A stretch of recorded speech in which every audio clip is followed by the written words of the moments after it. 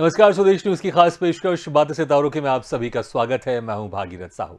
बातें सितारों की में आज हम रूबरू होंगे अभिनेता गोदान कुमार से। गोदान कुमार का नाम रावेंद्र कुशवाहा भी है। गोदान कुमार का जन्म भोपाल में हुआ। बचपन से ही रंगमंच में अभिनय करना शुरू कर दिया था और अपने एक्टिंग के हुनर को और तराशने के लिए एनएसडी में दाखिला लिया और वहां कई बड़े डायरेक्टर और एक्टर से अभिनय की बारीकियां सीखी। इसके बाद गोदान ने टीवी सीरियल रक्त में राजा अशोका की भूमिका निभाई, तो लुटेरा सीजन 2 में मुख्य भूमिका निभाई, तो जीत जाएंगे हम समेत दूरदर्शन और डीडी किसान के कई टीवी सीरियल में अहम भूमिका निभाई। इसके बाद फिल्म राग देश और इत्तेफाक में भी एक्टिंग की, लेकिन 2015 में आई फिल्म धड़क से गोदान कुमार ने एक अलग पहचान बनाई। धड़क में गोदान ने जाह्नवी कपूर के भाई रूप सिंह राठौर की भूमिका निभाई। इससे फिल्म इंडस्ट्री में गोदान को एक अलग पहचान मिली। फिर फिल्म मरजावा में सिद्धार्थ मल्होत्रा के खास दोस्त की भूमिका निभाई, जिसे दर्शकों ने खासा पसंद किया। फिर फिल्म लाल कप्तान, अमरीक पंडित, द लास्ट शो में ही अहम किरदार निभाए हैं। तो आज हम इनसे रूबरू होंगे और जानेंगे इनके अभिनय के सफर के बारे में। और इस वक्त हमारे साथ सीधे जुड़ गए अभिनेता गोदान कुमार। गोदान जी, आपका बहुत बहुत स्वागत है स्वदेश न्यूज की खास पेशकश बातें सितारों के लिए। Thank you so much. Thank you ji Godan ji, जैसा कि हमें बताया कि आपने बहुत पहले से ही बचपन से आपने रंगमंच की शुरुआत कर दी थी आपने, लेकिन मैं एक जरूर जानना चाहूंगा कि आखिर वो एज क्या थी, वो उम्र क्या थी आपकी कि आपको लगा कि मुझे भी इस एक्टिंग की फील्ड में जाना है। और मुझे लगता है छोटे में तो हमें ये लगता नहीं है कि हमें आगे जाके एक्टर बनना क्या कुछ करना है, लेकिन हमें ये रहता है कि हमें एक्टिंग करना है। तो वो एज क्या थी और कैसे आप इंस्पायर्ड हुए थे? अब मैं 11 साल की उम्र का था जब मैं पहली बार सेकंड स्टॉप भोपाल में एक बाल भवन जगह है वहां पर गया था। मैं सीखने गया था ड्राइंग, क्योंकि मेरा भाई बहुत अच्छी ड्राइंग करता था। तो मुझे लगा था कि ड्राइंग सीखनी चाहिए था। लेकिन जब मैं वहां गया तो वहाँ aero modelling, music, dance, theatre, तो डांस रूम से ना आवाजें आती थी, वो थिएटर रूम से आवाजें आती थी। तो मैंने कहा जरा देखा जाए कि क्या हो रहा है अंदर। अब 11 साल का उम्र का बच्चा यही सोचेगा कि कुछ तो खींच रहा है उसको। बिल्कुल। तो बस वही एक लगा कि वहां जाके देखा कि कुछ तो हो रहा है, कुछ घट रहा है जी। और देख के बड़ा अच्छा लगा। तो मैंने कहा ये चीज यार अपने लिए है, ये चीज करनी चाहिए। आपने सोचा तो कि से शुरुआत हुई। जी, आपने सोचा कि पेपर पर पेंटिंग बनाने के अलावा कि मैं खुद अपने आप को एक ब्रश बना लूं और उसके हिसाब से मैं अपनी जो मेरी अदाकारी है उससे मैं पेंटिंग करना शुरू कर दूं तमाम तरह के किरदारों की। और वो बहुत एक अच्छी शुरुआत रही, इसमें कोई शक नहीं आपका। और वैसे भी कहते हैं ना कि कुछ काम ऐसे होते हैं जिसको हम नहीं चुनते, वो काम हमें चुन लेता है। और आप गए थे सीखने ड्राइंग, लेकिन फिर शुरुआत कर दी आपने एक्टिंग की। अच्छा, उसके बाद फिर कहता है ना कि लॉ ऑफ अट्रैक्शन होता है ना। जी जी जी। वो चाहे शायद आपके सबकॉन्शियस में पड़ा होता है, तो वो खींचती है अब आपकी तरफ। तो वो इनडायरेक्टली वे में सीधे सीधे जाके थिएटर में चला गया अनजाने में। अच्छा, सबसे जी 11 साल की उम्र बहुत छोटी होती। सबसे पहला किरदार आपने क्या किया था आपने? मैंने सबसे पहला किरदार किया था, एक प्ले था सलोनी गोरैया। तो हमारे भोपाल के बहुत सीनियर एक्टर राइटर हैं अलख सर जी। तो उनका लिखा हुआ प्ले है। तो उसमें एक छोटा सा रोल था जिसका नाम भैंस का। तो उसकी लाइन भी कुछ नहीं थी। अच्छा। वो सिर्फ मैं उस वक्त ना डोनाल्ड डक की आवाज बहुत अच्छी निकालता। अच्छा। तो बस वही था कि वो एक लाइन दे दी थी कि सलोनी गोरैया आती है और आपको उसको बताना है कि रानी कहाँ है और राजा का। तो वो डोनाल्ड डक की आवाज है कि एक लाइन थी। तो ये मेरी पहली लाइन थी प्ले जी बिल्कुल। अच्छा, उस वक्त जी, फिर उसके बाद कितने सालों के बाद, क्योंकि 11 साल की उम्र जैसा मैंने कहा बहुत छोटी होती है, उसके बाद फिर कब आपको लगा कि अब इस जो मैं अभी शौक तौर पर कर रहा हूँ एक्टिंग, इसको मुझे अपना प्रोफेशन बनाना है और अब मुझे इसको सीरियसली करना है मुझे? क्योंकि मुझे लगा शुरुआत में तो आपने फन के लिए आपने शुरुआत कर दी होगी कि चलो बड़ा मजा आता है दोस्तों के साथ मस्ती करने में और कुछ करने में बड़ा मजा आता है स्टेज में, लेकिन फिर वो उम्र कौन सी थी, कब आपको लगा कि अब मुझे इसको एज ए प्रोफेशन बनाना है और मुझे अब सीरियस एक्टिंग की तरफ जाना है? आई थिंक उसके 4-5 साल के बाद ही हो गया था, क्योंकि हमारे बहुत एमपी के ही सीनियर एक्टर डायरेक्टर हैं लोकेंद्र त्रिवेदी सर जी। तो वो एक प्ले करवाने के लिए भोपाल में आए हुए थे। उसका प्ले का नाम था डॉक्टर जवानी की प्रेम कहानी। तो उसमें भोपाल के अपने जितने बड़े सीनियर एक्टर उदय शाहणे सर, आलोक गच्छ सर, रिजवान भाई, रंजना देवी, ये सब लोग थे भोपाल के जो सीनियर एक्टर्स थे। तो इसका शो था बीआरएम में, भारत रंग महोत्सव दिल्ली। तो उनको कुछ बच्चों की जरूरत थी, तो केजी चच्चा हमारे केजी त्रिवेदी सर, तो उन्होंने बोला कि बच्चों की जरूरत है तो ले जाओ। तो हम लोग उस प्ले में एज अ चाइल्ड एक्टर, जब हम 15 साल के थे, तो उसमें डांस कर रहे थे। तो पहली बार दिल्ली जाके बीआरएम में परफॉर्म किया। हाँ, तो वहां पे सबसे पहला हमने, जब मैं एनएसडी गेट पे खड़ा था तो एकदम से एक आदमी क्रॉस करके गया और लोकेश सर ने पूछा कि तुमने पहचाना ये कौन है? तो बोले नहीं, वही अनुपम खेर है। अच्छा, तो मैंने कहा ये तो मतलब हमने फिल्म देखी हुई है। तो मैंने कहा अरे अनुपम, उस वक्त अनुपम खेर चेयरमैन थे एनएसडी के। जी, फिर बाहर निकले, सोनपरी में जो जिन बने थे हमारे, वो भी एनएसडी के सीनियर हैं, फिर वो दिखे। तो ऐसे एक करते गए कि ये कौन है। और उसी वक्त नसीर सर का एक प्ले था कमानी में। जी, तो लगा, तो वहां पे पता चला कि अच्छा ये नेशनल स्कूल ऑफ ड्रामा है और हाँ। यहाँ पे एक्टिंग सिखाई जाती है। 2001 में जब जी। आई थिंक सेकंड बीआरएम था वो, हाँ, वहां लगा कि अच्छा यार ये चीज ना एज अ प्रोफेशन आप यूज कर सकते हैं, मतलब 16-17 साल की उम्र में। जी। क्योंकि सब जितने लोग थे उस कैंपस में, सब अधिकतर नोन फेस, हाँ, कि इनको उस टीवी सीरियल में देखा है, इनको उस फिल्म में देखा है, ऊपर से अनुपम सर को भी देख लिया था। तो वहां से लगा कि नहीं यही करना है, ये बहुत हाँ, अच्छी चीज और है आपने अपने सोचा लिए। होगा ये वही जगह है कि खुलजा सिमसिम वाला गेट है कि अगर मैं यहाँ पर मैं कि हाँ। दाखिला ले लिया तो जहां मैं देखता हूं लोगों को फिल्मों में, टीवी सीरियल में, मैं भी वहां जा सकता हूं अगर मुझे यहाँ बिल्कुल दाखिला बिल्कुल मिल गया। तो मुझे लगता है शायद जब मिल से गया तो। आपने ठान लिया होगा कि मुझे अब इसमें एनएसडी में आपका एडमिशन लेना ही है, और वो दिन भी आया जब आपका एनएसडी में एडमिशन मिला। और मैं बिल्कुल दर्शकों को बताना चाहूंगा, बड़ा मुश्किल होता है एनएसडी में एडमिशन मिलना, आसान काम नहीं होता। बहुत कम सीटें होती हैं, कुछ सीटें विदेशियों की होती हैं, कुछ सीटें रिजर्व होती हैं, बड़ा मुश्किल होता है। कुछ लोग तो ऐसे कहते हैं कि एक बार आईएएस में आईपीएस बनना आसान है, लेकिन एनएसडी में एडमिशन मिलना बड़ा मुश्किल होता है। वो लोग जो अपनी फील्ड का, उसको वो फील्ड थोड़ी मुश्किल लगती है। जी। मेरा खुद थर्ड टाइम में हुआ था। हाँ, मैं 2009 और 10 में वर्कशॉप में था, वेटिंग में भी था, 11 में फाइनली हो गया और टचवुड लकी थे कि हो गया। जी, और इवन ये था कि जब मैं ड्रामा स्कूल चला भी गया तो मैं आई थिंक पूरे फर्स्ट ईयर तक तो मुझे ऐसा लगता था कि मैं वाकई एनएसडी आ गया।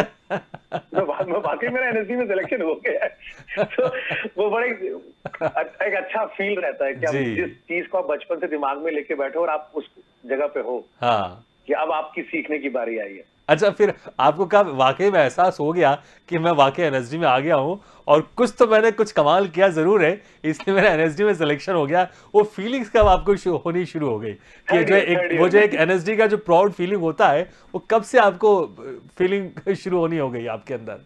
आई थिंक वही ना, थर्ड ईयर में लगभग पता चला कि अरे यार, क्योंकि थर्ड ईयर वैसा ईयर होता है ना जब आपको लगता है कि अब पास आउट होना है। जी। तो लगता है कि अच्छा पास आउट होना है, इसका मतलब क्या पास आउट हो रहे हो, तो इसका मतलब कि आप उसी जगह पे हो, हाँ। तभी आप पास आउट हो रहे हो। लेकिन फर्स्ट ईयर सेकंड ईयर तो आप ऐसे खुशी में रहते हो कि अरे यार ड्रामा स्कूल आ गए, जी। टीचर्स बहुत अच्छे पढ़ाने को मिल रहे हैं, कैंपस बहुत सुंदर है। हाँ। और आपने लाइफ में यही चूज भी किया था कि मुझे इसी प्रोफेशन में आना है, तो इसने आपको धक्का मार के तो भेजा नहीं है यहाँ। जी, तो जब आप अपने मन का काम करते हैं तो आप मन और तन दोनों से खुश रहते हैं। बिल्कुल। लेकिन थर्ड ईयर में लगा कि अरे यार अब वाकई एनर्जी से अब लिस्ट में नाम आने वाला है कि पास आउट में मेरा नाम भी होगा। जी। अच्छा, एनर्जी में तमाम बड़े एक्टर और डायरेक्टर आते हैं वहां पर, और जो एक्टिंग की बारीकियां है वो सीखने को मिलती है। तो किन किन एक्टर और बड़े डायरेक्टर से आपकी मुलाकात हो, कौन सी उनकी कोई खास बातें अगर आपको याद हो तो हम चाहेंगे आप शेयर जरूर करें, जो उन्होंने आपसे की हो पर्सनली। जैसे एक बहुत ज्यादा अच्छा इंप्रेशन तो अनुराधा मैम का ही था, जी। जो हमारी डायरेक्टर थी। और ना एक रिस्पेक्ट वाला जो डर होता है ना, वो शुरू से मेरे मन में था उनके लिए। तो जब मैं थर्ड ईयर में आया तब एक दिन मैंने वो अपने कार में थी और मैंने उनसे बहुत लंबी बात करी। तो अनुराधा मुझे बोलती है कि गोदान तुम अच्छा बोल रहे हो, बोलते रहो। तो मैंने कहा मैम आज मैं दिल खोल के बिना डरे आपसे बात कर रहा हूँ। लेकिन उनसे बहुत सारी चीजें सीखने को मिली। जो एक वर्ड वो बहुत यूज करती थी एक्टिंग में, जिसको बोलती थी कि कॉन्क्रीट करो हर चीज को, कॉन्क्रीट करो। तो वाकई लगता था कि जब आप कोई कैरेक्टर करते हैं तो जब तक आप उसको कॉन्क्रीट नहीं करते, आप उसको बिल्कुल बारीक नहीं कर देते, तब तक शायद वो आपको समझ में नहीं आता। वो आपके लिए है, वो दर्शकों तक कैसे पहुंचता है वो पता नहीं, ये वो आपके लिए है। राजेश तेलंग सर से बहुत अच्छा, मतलब बहुत मुझे कनेक्शन फील होता है। अब तो खैर बहुत नोन एक्टर हैं, बहुत अच्छे एक्टर हैं, हमको पढ़ाया, डिक्शन पढ़ाते हैं हमको फर्स्ट ईयर में। तो राजेश तेलंग सर से बहुत अच्छा कनेक्शन है, मतलब फील होता है कि मैं कनेक्ट करता हूँ उनसे, बहुत कनेक्ट करता हूँ उनसे। मैं आदिल सर को बहुत पसंद करता हूँ डे वन से। जब मैं 2009 की वर्कशॉप में था और मैंने आदिल सर को देखा था, मुझे लगा था यार ये काश मैं इनसे बात कर सकूं। तो आदिल सर, राजेश तेलंग सर हो गए, अभिलाष पिल्लई सर हैं जो हमारे साथ प्रोडक्शन भी उन्होंने किया जी। तो कहीं आप एज एन एक्टर हमेशा हर कुछ समय के बाद फंसते हो। और आदिल सर ने एक चीज बोली थी एक बार कि हर 4-5 साल के बाद हर एक्टर की लाइफ में एक पोजीशन आती है जहां उसको लगता है कि यार अब कुछ हो नहीं रहा, कुछ कैरेक्टर करते नहीं बन रहा, परफॉर्म नहीं हो रहा। जी। तो वो वही राइट टाइम है कि आप अपने आप को रिन्यू नया कर लो। फिनिक्स की जो कहानी है चिड़िया की, जी। कि वो अपने आप को मार के, जो है जी। मिथ है कि वो अपने आप को वापस रीबर्थ करती है। हाँ। तो आदिल सर की वो एक लाइन मुझे बहुत अच्छी लगती है कि वो हर 4-5 साल में ये अगर मोड़ आएगा, इसका मतलब कि आप सही रास्ते पर हो। नहीं, बहुत अच्छी नहीं आ उन्होंने रहा ये है, बात कही, तो क्योंकि फिर रिवाइव कभी करो। ऐसा लगे तो हमारे पास मौका आता है कुछ डिफरेंट करने का, कुछ नया करने का। तो वाकई बहुत बिल्कुल। अच्छी बात कही उन्होंने। अच्छा, उसके बाद जब आप एनएसडी से पास आउट हो गए तो कहीं ना कहीं खुशी जरूर रहती है, लेकिन चैलेंज भी बहुत रहता है, क्योंकि आपको पता है कि हर साल बहुत सारे एनएसडी से पास आउट होकर निकल रहे हैं, और उनमें से कुछ लोग रंगमंच की फिल्म की तरफ लौट जाते हैं जो फिल्म इंडस्ट्री में जाते नहीं है, लेकिन कुछ लोग का रहता है कि उनको भी एक फिल्म इंडस्ट्री में जाना है। ऐसे बहुत सारे लोग हैं, और बिल्कुल जाना चाहिए, क्योंकि एक्टिंग की फील्ड जहां पर भी होती है वहां पर हमको एक्टिंग करना चाहिए। तो क्या उसके बाद फिर प्लान था आपका, क्या सोचा था आपने, किस तरह से आगे बढ़ना है एनएसडी से पास आउट होने के बाद, कैसा फिर प्लान किया था आपने? देखो, मेरी फैमिली में कोई थिएटर वाला तो था नहीं कोई। हम्म। तो जब हम स्टार्ट करते हैं एक्टिंग का, तो हमको वो फिल्में ही नजर आती हैं। हमको, हम 90s में बड़े हुए हैं, तो हमको गोविंदा सर, जी। अक्षय कुमार, यही सब नजर आते हैं। हम्म। तो था तो बचपन से कि फिल्मों में जाना है, लेकिन जब एक थिएटर का ओरिएंटेशन मिला तो लगा नहीं यार, ये भी एक, ये बेस है, डेप्थ जी। है। लेकिन था पहले से ही कि मुंबई जाऊंगा, फिर अपने आप को पर्दे पे देखना है। तो ये था बिल्कुल। कि अब और जैसे जो ही पास ये आउट हो गया हूं, आपकी इच्छा तो थी, आपने इसके बाद बहुत सारी फिल्में की, लेकिन जो एक अलग नाम था आपको, वो नाम आपको मिला फिल्म धड़क में। इसमें आप जानवी कपूर के आप भाई का रोल आपने निभाया है। तो कैसे ये फिल्म आपको मिली, और एक्सपीरियंस क्या था जानवी कपूर के भाई बनकर? ये फिल्म मैं लाल कप्तान का ऑडिशन देने गया था जी। मुकेश छाबड़ा कास्टिंग कंपनी में। हाँ। तो वहाँ एक मेरे पहचान के हैं, सौरभ सौरभ पाल। हम्म। तो उन्होंने बोला कि एक फिल्म है सैराट, उसका हिंदी रीमेक बन रहा है, तो आप कल आप उसका ऑडिशन देने आ जाओ। जी। ना ठीक है, कोई बुराई नहीं है। गए, ऑडिशन दिया। एक बार में ऑडिशन खत्म, 8 या 10 दिन के बाद कॉल आया, बोला गोदान भैया आप शॉर्टलिस्टेड हैं, हाँ। और शशांक और जानवी और ईशान के साथ एक बार आपको इंटरेक्ट करना है। वो जो थप्पड़ मारने वाला जो सीन है क्लासरूम में, हाँ। वो शशांक सर आपके साथ करेंगे। जी। ठीक है, हम गए शशांक सर अच्छा, के साथ स्क्रीन ऑडिशन था ये? स्क्रीन ऑडिशन था, मतलब हाँ। डायरेक्टर के साथ। ठीक। और वो हुआ, और उसके बाद 5 दिन के बाद कॉल आ गया कि आप लॉक है। एकदम सिंपल प्रोसेस, मतलब मुझे पता नहीं था कैसे ये हुआ, सिर्फ 2 जी। ऑडिशन दिए और फाइनल। हाँ। और धर्मा से कॉल आया कि वेलकम टू धर्मा। मुझे लगता है आपने बहुत बहुत स्टाइल आपने थपाड़ा मारा होगा आपने, कि डायरेक्टर को पसंद आ गया कि ये भाई, ये भाई, ये हाँ, जो क्योंकि मुझे उस समय- चाहिए। उस समय शशांक सर ही वो टीचर वाला रोल कर रहे थे। जी। उसके बाद फिर जब पहले दिन जब आपकी, क्योंकि जब पहले दिन आप सेट में गए, और अच्छा मैं ये भी जानना चाहूंगा कि उस वक्त तक आपको शायद पता नहीं होगा कि आप जानवी कपूर के भाई का किरदार निभा रहे हैं। मुझे लगता है शायद जब स्क्रीन ऑडिशन हो गया होगा, उसके बाद फिर चीजें फाइनल हुई होंगी। तो फिर जब आपको पता चला कि जानवी नहीं, कपूर नहीं, आपकी सिस्टर, मुझे डे 1 से पता था, पता था आपको कि ये आपकी पता था। आपकी बहन ये बनने भाई वाली वाला है? कैरेक्टर कर रहा हूँ। अच्छा, थोड़ा दुख तो हुआ होगा, इतनी खूबसूरत हीरोइन कि भाई का किरदार आपको निभाना है। कौन नहीं चाहता, हर एक्टर चाहता है कि वो उसको सुंदर खूबसूरत हीरोइन मिले। जी बिल्कुल, लेकिन यहाँ उनका पे भाई लग बनना एक तरफ खुशी जरूरी होगी, फिर एक तरफ यार यार भाई का रोल मिला है। कुछ और रोल थोड़ी मिल देर जाता। उसका एक दुख था। जी जी जी। अच्छा, उसके बाद फिर जब आपकी शूटिंग शुरू ही होगी, तो कैसा कुछ एक्सपीरियंस था भाई बहन का, जरूर हमारे दर्शक जानना चाहेंगे, क्योंकि फिल्म में तो हमने देखा है आप बहुत ही खड़ूस भाई थे, और बहुत ही स्ट्रिक्ट भाई थे, और चीजें तो हमने देखी है आखिरी में क्या किया था आपने, लेकिन शूटिंग में कैसी आपकी ट्यूनिंग थी? नहीं, बहुत अच्छी, मतलब वो इवन जब हम लोग फर्स्ट डे रीडिंग पे मिले थे, उसी दिन से ही वो मुझे भाई करके ही बोलने लगी थी जानवी। जी। तो वो शूट के लास्ट डे तक भैया ही भैया चलता था, भाई हाँ। भाई भाई ये चलता था। और ईशान और हमारा थोड़ा सा जो ऑन स्क्रीन जो कनेक्शन था, वो ऑफ स्क्रीन भी चलता था। अच्छा। थोड़ा सा नजर एक दूसरे से अजीब तरह से मिलाते थे, लेकिन जानवी के साथ बहुत अच्छा था। हम लोग साथ में खाना खाना, बात करना। जी। और इवन हम चारों का, मतलब आशुतोष राणा सर जो हमारे फादर बने थे, वो शालिनी मैम, जी। तो हमारे वो चारों का जो रिलेशन था बहुत अच्छा बिल्डअप था। हाँ। हम लोग बैठते थे, खूब बातें करते थे। जी। तो वो एक सच में वो ऑन स्क्रीन फैमिली, थोड़ा सा हाँ। फील था ऑफ स्क्रीन फैमिली वाला। अच्छा, आशुतोष जी भी मध्य प्रदेश से ही हैं, और वो भी एनएसडी से पास आउट है, तो मुझे लगता है खास ट्यूनिंग तो होगी आप दोनों के बीच में, क्योंकि आप भी मध्य प्रदेश से और एनएसडी पास आउट है, वो आपके सीनियर भी हैं। तो क्या कुछ खास ट्यूनिंग थी उस वक्त आपकी, क्योंकि आपके पिता के रोल थे और आपके जो कैरेक्टर था दोनों का ऑलमोस्ट सेम था, मतलब जो एक मूड होता है दोनों का, आप दोनों का मूड सेम था फिल्म में भी। मेरा पहला इंप्रेशन ये था कि मैं फिल्म के अंदर, किरदार हाँ। के अंदर, कि वो अपने फादर को बहुत एडमायर करता है, जी। तो सीधे कॉपी कर रही हैं। और हाँ। रियल लाइफ में भी ये था कि हम लोग आशु सर को देख के संघर्ष और दुश्मन से जी। इंस्पायर होता है कि अगर ये ऐसी एक्टिंग करनी है। हाँ। तो जब आशु सर को पता चला कि मैं भी एमपी से हूँ, लोग खाना खा रहे थे रेस्टोरेंट में जयपुर में, हाँ। बोले तुम एमपी से हो? हम्म। मैंने कहा हाँ सर। तो कहाँ से? उनका भोपाल से। तो बोले तुम भोपाल से हो? हम्म। फिर मैंने उनको बताया कि सर मैंने आपका एक प्ले देखा है चंद्रहास। हाँ। तुमने चंद्रहास कहाँ से देखा? तो मैंने कहा सर मैंने सेकंड ईयर में देखा था। हाँ। कहाँ सेकंड ईयर में? Sir NSD. तुम एनएसडी से हो? मैंने कहा हाँ सर। तो मैं एकदम से कनेक्शन जी बन जी गया। उसके बिल्कुल। बाद से फिर उनका जो प्यार था वो तो इतना प्यार मिला आशु सर हाँ, का, हाँ। इतना प्यार कि मतलब घर से खाना आता था, जब मुंबई में शूट था तो जी। खाना भी खिलाते थे। कभी रास्ते में मिल गए तो मुझे लिफ्ट भी, अरे गोदान आजा, गाड़ी पे बैठ जा, छूटते चलते। तो बहुत अच्छा कनेक्शन था। अच्छा, और कोई मैंने उनसे उनकी मिला भी। कोई उनकी ऐसी खास बात जो आपको हमेशा यादगार रहती, क्योंकि जब किसी बड़े हम एक्टर के साथ काम करते हैं कुछ ना कुछ ऐसी एक लाइन, खास बात हमारे लिए एक यादगार बन जाती है, कोई ऐसी बात जो उन्होंने आपसे कही हो? मेरा एक बहुत अच्छा एक्सपीरियंस था कई साल पहले, जब शबनम मौसी फिल्म आई थी उनकी, जी। तो यहाँ भोपाल रविंद्र भवन में उसका प्रीमियर था। हम्म। तो आशु सर और मुकेश तिवारी सर, एक आध दो लोग और थे, वहीं बैठे हुए थे। तब मैं उनसे मिलने गया। जी। उनको बताया भी मैंने कि सर मैं आपसे बचपन में मिल चुका हूँ। हाँ। तो एक फैमिली आई, एक बच्चा आया और उन्होंने बोला आशु सर के पैर छू और बोलो कि आशीर्वाद लो कि तुम बड़ा एक्टर बन जाओ। तो हाँ। आशु सर ने एक लाइन बोली थी, बेटा मेरा आशीर्वाद मत लो, अपने माँ बाप का आशीर्वाद लो, तब तुम्हें सारी कामयाबी मिलेगी, सारी सफलताएं मिलेगी। हाँ। मैंने कहा सर ये आपने एक लाइन बोली थी उस समय, हाँ। और वो समय में छोटा था और मुझे वो आज भी लाइन आपकी याद है। क्या बात। वो इतना खुश हुए, हाँ। ये बोले कि देखो मेरे ही प्रदेश का बच्चा जो मुझसे पहले मिल चुका है, अभिनय में भी है, एनएसडी से भी जूनियर है, जी। और आज मेरे पुत्र का अभिनय कर रहा है। बिल्कुल, ये तो बिल्कुल फिल्मी स्टाइल हो गई कि आशीर्वाद लिया आपने और उसके बाद फिर वही जिक्र आप उनसे कर रहे हैं इतने सालों के बाद। वाकई एक फिल्मी लगभग स्टोरी है 18-19 ये। साल के बाद।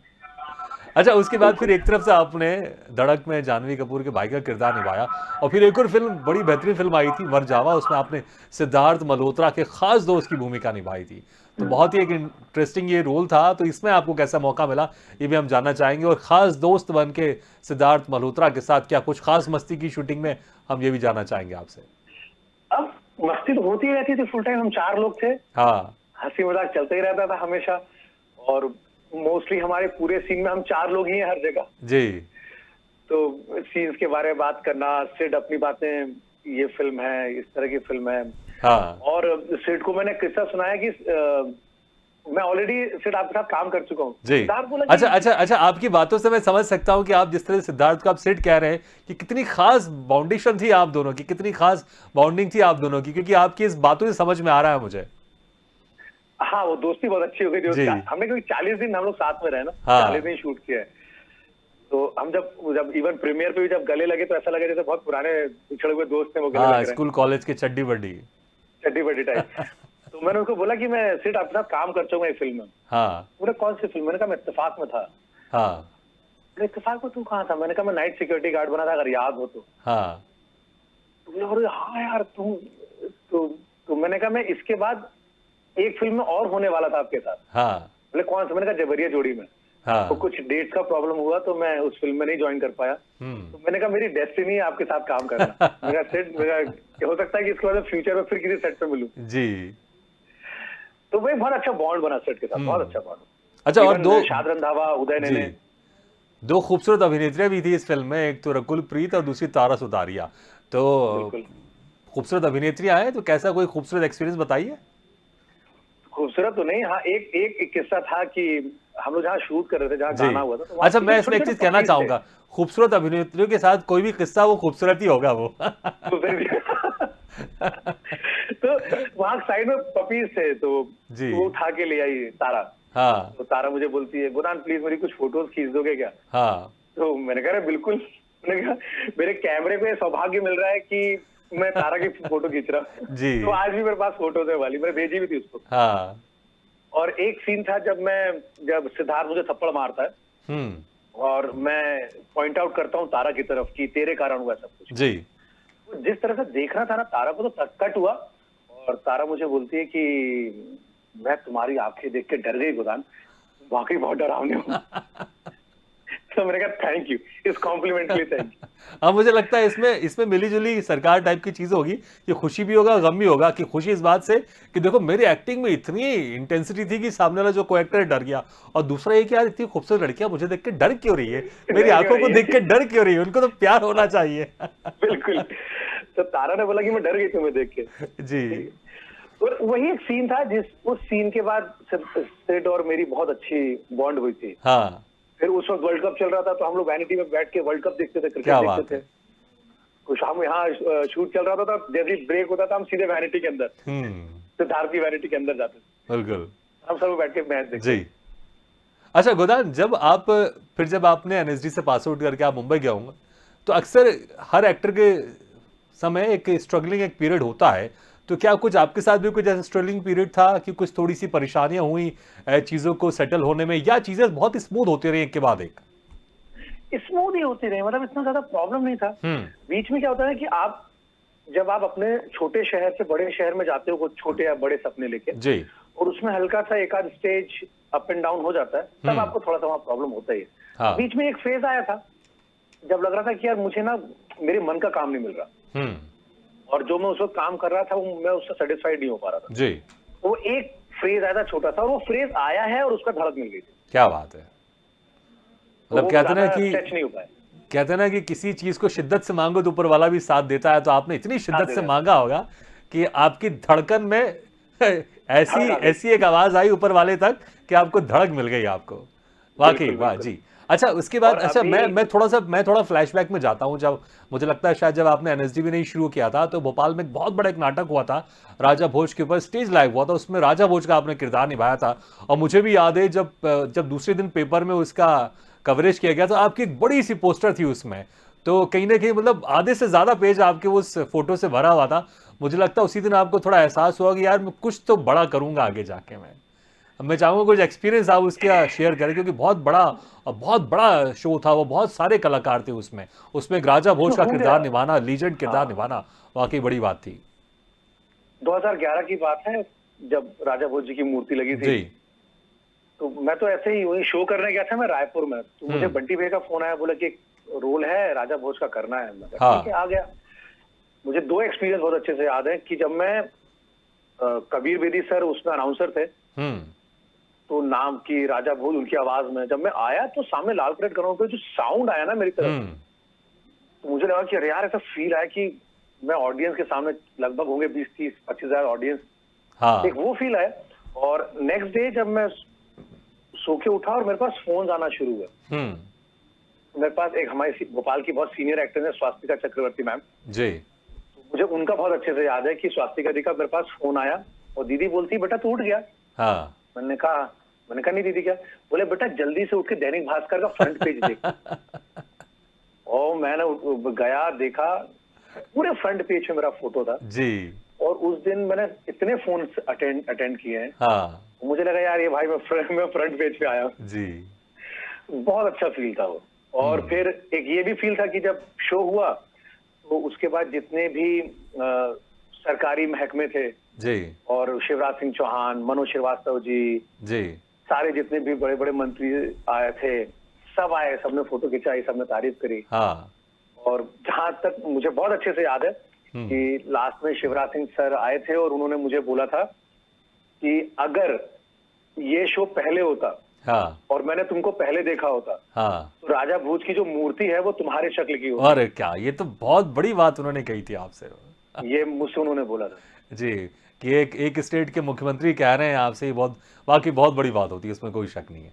अच्छा बहुत प्राउड फील होता जी मुझे। बिल्कुल, इसमें कोई शक नहीं है, प्राउड फील तो होगा, इसमें कोई शक नहीं। अच्छा गोदान, आपकी जो वाइफ है वो भी एक्ट्रेस है, बहुत अच्छी एक्ट्रेस है वो भी, और वो अच्छी क्लासिक डांसर भी हैं। तो मैं ये जानना चाहूंगा कि कैसे जब आप लोग घर में रहते हैं तो डेफिनेटली वो कुछ काम को लेकर आपसे कहती होंगी जरूर, जो आपके एक्टिंग को लेकर कभी कुछ क्रिटिसाइज भी करती होंगी। तो कैसा माहौल रहता है घर में? क्या कभी कुछ खट्टी मीठी नोकझोंक भी होती है कि ये जो काम तुमने किया ये ठीक है, इसको ऐसा करते तो और ज्यादा बेहतर करता है?